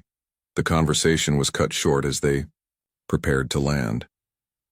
Dome 3 had once been built near the city of Paris. Now the dome gleamed in the sunlight, surrounded by growing forests and fields. As in North America, the restoration here was progressing rapidly. The local leaders welcomed them warmly. People smiled and pointed at the visitors with hope and gratitude. Children presented gifts of artwork showing green earth and the silver, ships that had brought salvation. One old man approached James with tears in his eyes. I never thought I would see trees again, he said, his voice breaking. I never thought my grandchildren would know a world outside the dome. James felt his doubts waver. Whatever the visitors' true purpose, they were giving humanity back its world. How could that be wrong? During the return flight, James found himself talking with Wren again. The security chief seemed more open than usual. Your people adapt quickly, Wren observed. They learn our methods and improve them. Humans are good at learning, James replied. It's how we survived this long. Wren was quiet for a moment. May I ask you something, Commander? Do you trust us now? The question caught James off guard. I want to. But you still have doubts. It wasn't a question. James looked at Wren directly. Would you trust strangers who came to your world with amazing promises? Wren made a sound that might have been a laugh. No, I would not. He leaned closer. Caution is wise, Commander. But sometimes help comes without hidden dangers. When they returned to Dome 7, James found Mark waiting with urgent news. The energy readings from Antarctica have spiked dramatically, Mark said once they were alone. And we've detected new signals being sent from their ships, not to their home world, but toward the edge of our solar system. James felt his earlier doubts return. Do we know what the signals mean? No. But they began right after our long-range sensors detected something unusual at the edge of the Kuiper belt. What kind of something? Mark showed him the readings. Energy distortions like ripples in space, the kind that might come from very large ships dropping out of faster-than-light travel. James thought of Wren's words about their home world, about how they had faced destruction and learned to travel to new places. I think it's time we had a very direct conversation with our visitors, James said. No more vague answers about safeguards. We need to know exactly what they're building in Antarctica, and exactly what those signals mean. Mark nodded in agreement. And if they won't tell us? James looked out the window at the healing earth, at the new trees bending in the wind, at birds flying in a cleaner sky. Then we need to prepare for the possibility that helping us wasn't their only reason for coming here. As night fell, the visitor ships in orbit glowed like new stars in the sky. 6 months ago, their arrival had seemed like humanity's last hope. Now James wondered if they had brought something else with them, a danger they hadn't shared. Tomorrow, he would demand answers. For tonight, he watched the stars and wondered what else might be coming toward Earth from the darkness beyond. James stood in President Laura's office, watching her face as she studied the images Mark had collected. The room was silent except for the soft hum of air filters. You're certain about these readings? She asked finally, looking up at Mark. Yes, Madam President. The energy signatures at the edge of the solar system are growing stronger. And the Antarctic base? Mark pointed to thermal images showing massive power sources beneath the ice. It's far beyond what they described to us. President Laura turned to James. What do you recommend? We confront them directly, James said. No diplomatic games. We need the truth.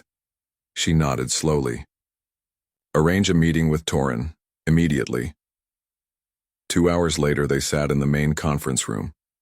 Torin had arrived promptly when summoned, bringing Ren with him. The two visitors sat calmly across from the humans. We value the partnership we've built, President Laura began, but we've discovered concerning developments that you haven't shared with us.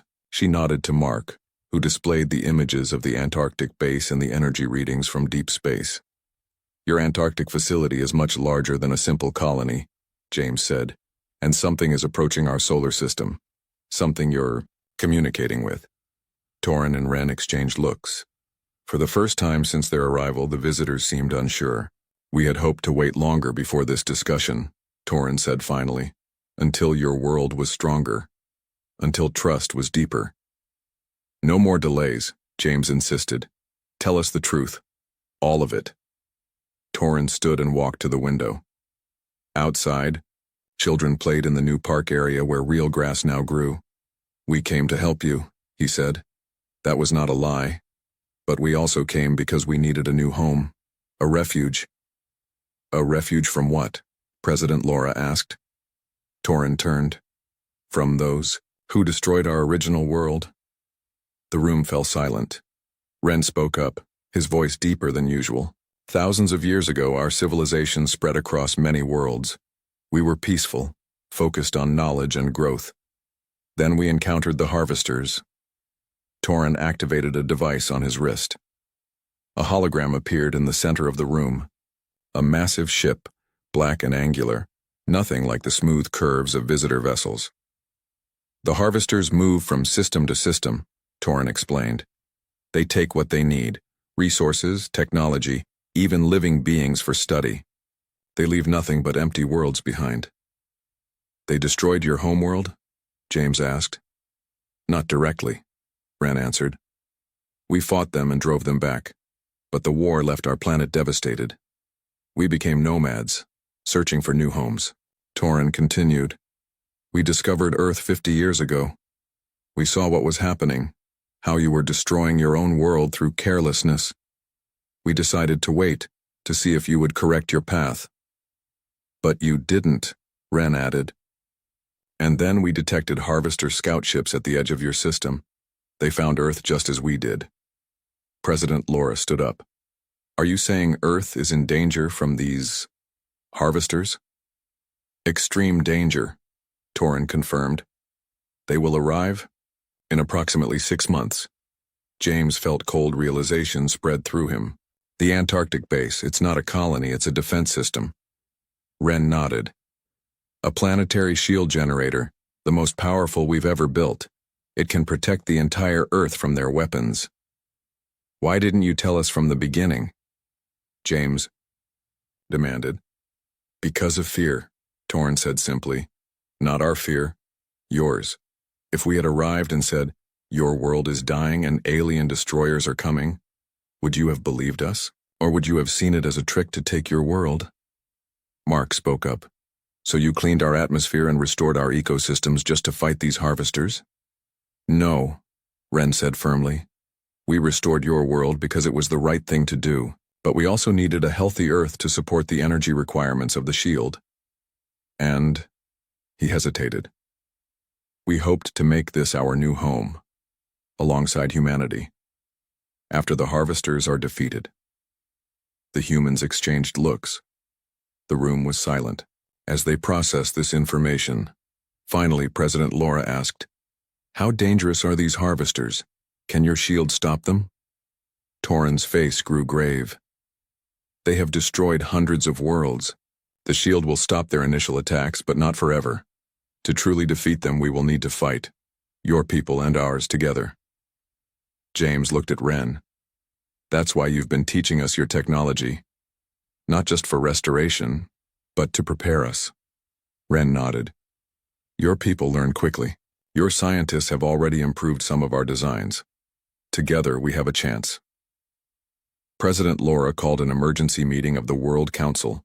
For hours, they debated the visitors' revelations. Some believed it was all a lie to take control of Earth. Others accepted the warning and wanted to prepare. They've done everything they promised, one council member argued.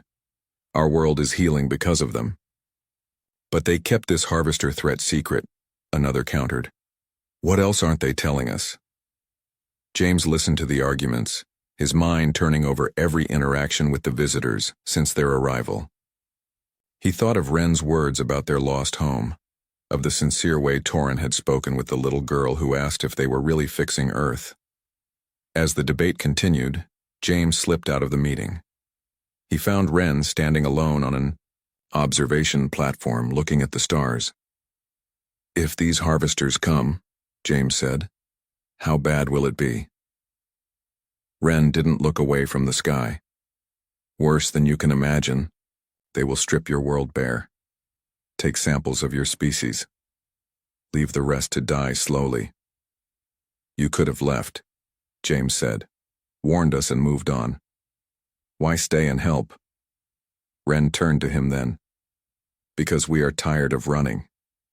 Tired of watching worlds die. And because... He seemed to search for words. Because your world reminds us of what ours once was. Beautiful, full of life. James stood beside him, looking up at the night sky.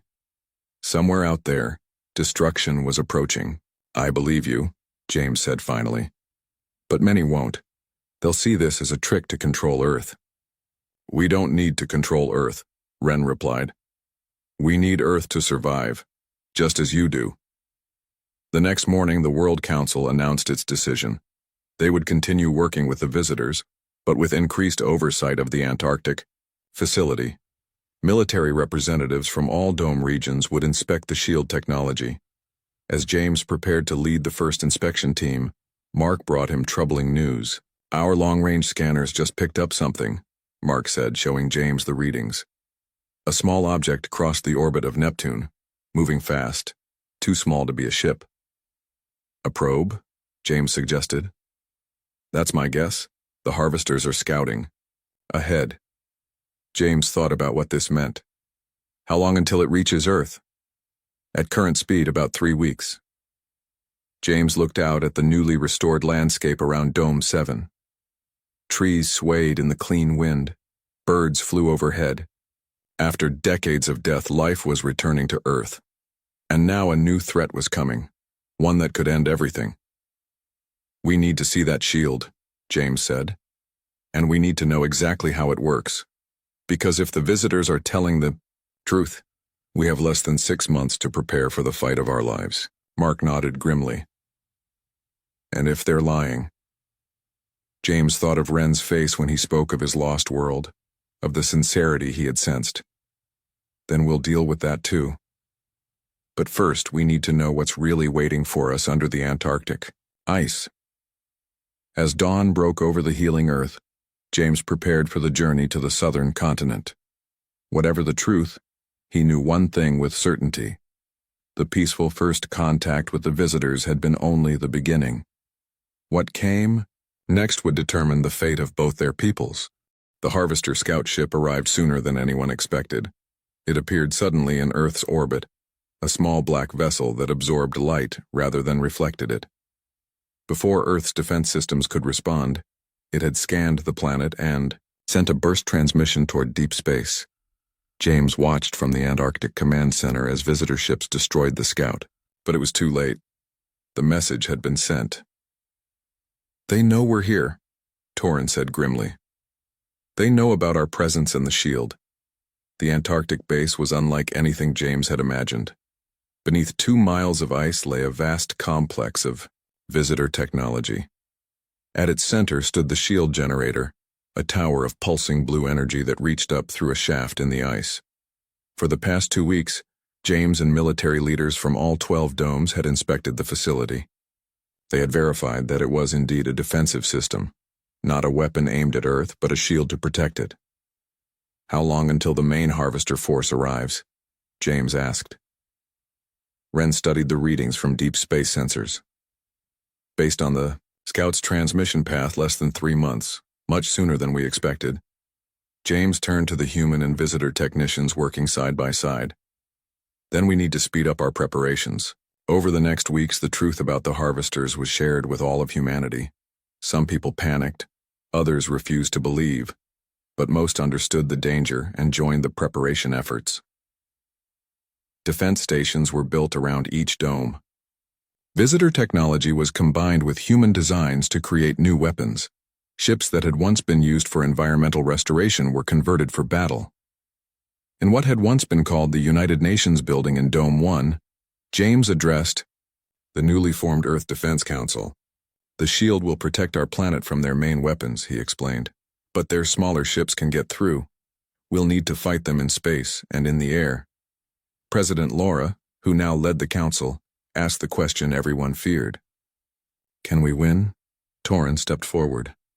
The harvesters have never faced a united front before. Always they have found divided worlds, fighting among themselves. Your unity gives us hope. As the preparations continued, James often found himself working alongside Ren. The visitor had become more than an ally. He was a friend. On my world, Ren said one evening as they watched the sunset from the edge of Dome 7, we had skies of deep purple. I still miss it sometimes. Will Earth ever truly be home for your people? James asked. Ren was quiet for a moment. Home is not just a place. It's where you fight to protect what matters. 2 months later, the sensors detected the main harvester fleet entering the solar system. 7 massive ships, each larger than the biggest visitor vessel. They moved with terrible purpose toward Earth. In the Antarctic Command Center, humans and visitors worked together, monitoring the approaching threat. The shield was fully operational now, a thin blue energy field visible from space, surrounding the entire planet. They're sending a transmission, called out a technician. On the main screen appeared a figure that made James step back involuntarily. It was vaguely humanoid but wrong in subtle ways. Limbs too long, skin like polished stone, eyes that seemed to look through rather than at the viewer. We claim this world and its resources, the harvester said in a flat voice. Surrender, and some will be preserved for study. President Laura stood before the camera. This world is not yours to claim. We reject your demands. The harvester seemed unmoved. Resistance has been noted. It changes nothing. The transmission ended. They'll be in attack range in 6 hours, Torrin announced. All defense forces should take position. James headed to the command ship in orbit, a combined human visitor vessel that would coordinate the defense. As his shuttle left Earth's atmosphere, he looked back at the planet. From space, the healing was clearly visible, green spreading, across continents that had been brown for generations. It was a world worth fighting for. The harvester attack began exactly as Ren had predicted. Their main ship stayed back, firing massive energy weapons that splashed harmlessly against the shield. But smaller vessels poured through, targeting the shield generator and defense stations. All units engage, James ordered. Protect the generator, at all costs. The battle in Earth's orbit was like nothing humans had ever experienced. Visitor ships moved with impossible speed, firing weapons that cut through harvester vessels. Human pilots flying new hybrid fighters showed a courage that surprised even the visitors. From his command post, James watched as the first wave of attackers was driven back. But more were coming. Their main ships are changing position, Ren reported. They're concentrating fire on one section of the shield. On the screens, James could see the shield beginning to flicker where the harvesters focused their attack. They're trying to create an opening, Torrin said. If they succeed, they'll send their harvesting equipment through. James made a quick decision. We need to take the fight to them, target their main ships. Our weapons can't penetrate their hulls, a human officer objected. Not from the outside, James agreed. But if we could get inside. Ren looked at him. You're suggesting a boarding action? It's never been done. Because no one's ever tried, James replied. We have the fast strike ships. We have the combined technology. We have surprise. The plan came together quickly. A small team would use a modified visitor ship to approach the lead harvester vessel. While the main battle distracted the enemy, they would breach the hull and plant explosive devices at critical points. I'll lead the strike team, James said. Wren nodded. And I will go with you. As they prepared for the mission, alarms sounded throughout the command ship. The shield was failing in one sector. Harvester vessels were pushing through. We need to go now, James said, before they establish a foothold. The strike team, 6 humans and 6 visitors, boarded the modified ship. As they launched toward the massive harvester vessel, James watched Earth growing smaller behind them. Somewhere down there, people were looking up at the battle in the sky, hoping for victory. The approach was more difficult than they had expected. Harvester defenses were unlike anything they had trained for. 2 of their escorts were destroyed before they reached the target. Their hull design is strange, the pilot reported. I can't find a normal docking point. Then make one, Wren suggested. They fired concentrated energy beams at one section of the hull. For a moment, nothing happened. Then the dark material began to glow and melt. We're in, the pilot called. The inside of the harvester ship was a nightmare of strange angles and pulsing organic technology. The team moved quickly, placing their explosive devices at what seemed to be power junctions. They know we're here, one of the visitors warned as alarms began to sound throughout the ship. James looked at the timer. 2 minutes until detonation. We need to move. They fought their way back toward their ship, facing strange automated defenses and harvester crew members that moved with robotic precision. 3 of their team fell before they reached the breach point. As they reboarded their vessel and pulled away, James looked back at the massive harvester ship. For a moment, nothing happened. Then explosions bloomed inside the dark hull, spreading outward in chains of fire. It's working, someone shouted. The lead harvester ship began to list to one side, its weapons falling silent. The attack on the shield stopped as the other harvester vessels moved to protect their damaged flagship. All forces, attack now, James ordered. Hit them while they're regrouping. The combined human and visitor fleet surged forward. For the first time, the harvesters were on the defensive. Hours later, as the battle continued, James stood on the command deck with Wren and Torin. The remaining harvester ships were retreating, pulling back beyond the orbit of Mars. They're not used to resistance, Torin said, especially not from 2 species fighting together. Will they come back? President Laura asked over the communication link. James stood in President Laura's office, watching her face as she studied the images Mark had collected. The room was silent except for the soft hum of air filters. You're certain about these readings? She asked finally, looking up at Mark. Yes, Madam President. The energy signatures at the edge of the solar system are growing stronger. And the Antarctic base? Mark pointed to thermal images showing massive power sources beneath the ice. It's far beyond what they described to us. President Laura turned to James. What do you recommend? We confront them directly, James said. No diplomatic games. We need the truth. She nodded slowly. Arrange a meeting with Torin, immediately. 2 hours later, they sat in the main conference room. Torin had arrived promptly when summoned, bringing Wren with him. The 2 visitors sat calmly across from the humans.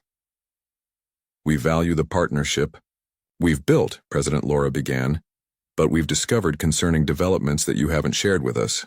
She nodded to Mark, who displayed the images of the Antarctic base and the energy readings from deep space. Your Antarctic facility is much larger than a simple colony, James said, and something is approaching our solar system. Something you're communicating with. Torin and Wren exchanged looks. For the first time since their arrival, the visitors seemed unsure. We had hoped to wait longer before this discussion, Torin said finally, until your world was stronger, until trust was deeper. No more delays, James insisted. Tell us the truth. All of it. Torin stood and walked to the window. Outside, Children played in the new park area where real grass now grew. "We came to help you," he said. That was not a lie. But we also came because we needed a new home. A refuge. "A refuge from what?" President Laura asked. Torrin turned. "From those who destroyed our original world." The room fell silent. Ren spoke up, his voice deeper than usual. "Thousands of years ago, our civilization spread across many worlds. We were peaceful, focused on knowledge and growth. Then we encountered the harvesters." Torrin activated a device on his wrist. A hologram appeared in the center of the room. A massive ship, black and angular, nothing like the smooth curves of visitor vessels. "The harvesters move from system to system," Torrin explained. "They take what they need, resources, technology, even living beings for study. They leave nothing but empty worlds behind." "They destroyed your homeworld?" James asked. "Not directly," Ren answered. "We fought them and drove them back, but the war left our planet devastated. We became nomads, searching for new homes." Torrin continued. "We discovered Earth 50 years ago. We saw what was happening, how you were destroying your own world through carelessness. We decided to wait, to see if you would correct your path." "But you didn't," Ren added. "And then we detected harvester scout ships at the edge of your system. They found Earth just as we did." President Laura stood up. "Are you saying Earth is in danger from these harvesters?" "Extreme danger," Torrin confirmed. "They will arrive in approximately 6 months." James felt cold realization spread through him. "The Antarctic base, it's not a colony, it's a defense system." Ren nodded. "A planetary shield generator, the most powerful we've ever built. It can protect the entire Earth from their weapons." "Why didn't you tell us from the beginning?" James demanded. "Because of fear," Torrin said simply. "Not our fear, yours. If we had arrived and said, 'Your world is dying and alien destroyers are coming,' would you have believed us? Or would you have seen it as a trick to take your world?" Mark spoke up. "So you cleaned our atmosphere and restored our ecosystems just to fight these harvesters?" "No," Ren said firmly. "We restored your world because it was the right thing to do, but we also needed a healthy Earth to support the energy requirements of the shield. And," he hesitated, "we hoped to make this our new home, alongside humanity, after the harvesters are defeated." The humans exchanged looks. The room was silent as they processed this information. Finally, President Laura asked, "How dangerous are these harvesters? Can your shield stop them?" Torrin's face grew grave. "They have destroyed hundreds of worlds. The shield will stop their initial attacks, but not forever. To truly defeat them, we will need to fight, your people and ours together." James looked at Ren. "That's why you've been teaching us your technology. Not just for restoration, but to prepare us." Ren nodded. "Your people learn quickly. Your scientists have already improved some of our designs. Together, we have a chance." President Laura called an emergency meeting of the World Council. For hours, they debated the visitors' revelations. Some believed it was all a lie to take control of Earth. Others accepted the warning and wanted to prepare. "They've done everything they promised," one council member argued. "Our world is healing because of them." "But they kept this harvester threat secret," another countered. "What else aren't they telling us?" James listened to the arguments, his mind turning over every interaction with the visitors since their arrival. He thought of Ren's words about their lost home, of the sincere way Torrin had spoken with the little girl who asked if they were really fixing Earth. As the debate continued, James slipped out of the meeting. He found Ren standing alone on an observation platform looking at the stars. "If these harvesters come," James said, "how bad will it be?" Ren didn't look away from the sky. "Worse than you can imagine. They will strip your world bare. Take samples of your species. Leave the rest to die slowly." "You could have left," James said, "warned us and moved on. Why stay and help?" Ren turned to him then. "Because we are tired of running. tired of watching worlds die. And because, he seemed to search for words, because your world reminds us of what ours once was. Beautiful, full of life. James stood beside him, looking up at the night sky. Somewhere out there, destruction was approaching. I believe you, James said finally. But many won't. They'll see this as a trick to control Earth. We don't need to control Earth, Ren replied. We need Earth to survive, just as you do. The next morning, the World Council announced its decision. They would continue working with the visitors, but with increased oversight of the Antarctic facility. Military representatives from all dome regions would inspect the shield technology. As James prepared to lead the first inspection team, Mark brought him troubling news. Our long-range scanners just picked up something, Mark said, showing James the readings. A small object crossed the orbit of Neptune, moving fast, too small to be a ship. A probe? James suggested. That's my guess. The harvesters are scouting. Ahead. James thought about what this meant. How long until it reaches Earth? At current speed, about 3 weeks. James looked out at the newly restored landscape around Dome 7. Trees swayed in the clean wind. Birds flew overhead. After decades of death, life was returning to Earth. And now a new threat was coming, one that could end everything. We need to see that shield, James said. And we need to know exactly how it works. Because if the visitors are telling the truth, we have less than 6 months to prepare for the fight of our lives. Mark nodded grimly. And if they're lying? James thought of Ren's face when he spoke of his lost world, of the sincerity he had sensed. Then we'll deal with that too. But first, we need to know what's really waiting for us under the Antarctic. Ice. As dawn broke over the healing Earth, James prepared for the journey to the southern continent.